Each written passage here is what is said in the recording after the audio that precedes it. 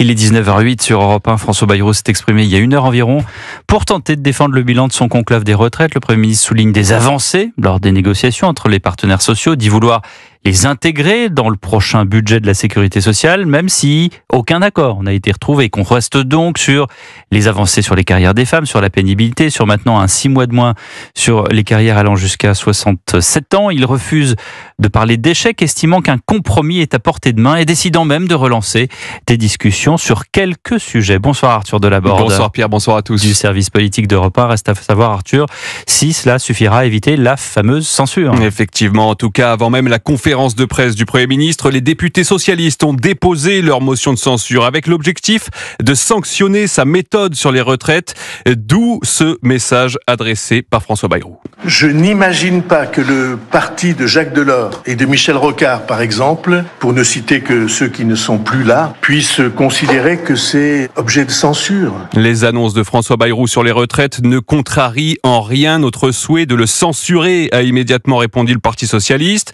Le Premier ministre règle par ailleurs ses comptes avec ceux qui considèrent, y compris au sein de son gouvernement, qu'il ne cherche qu'à gagner du temps pour rester à Matignon. Que voulez-vous, la malveillance est plus répandue que la lucidité.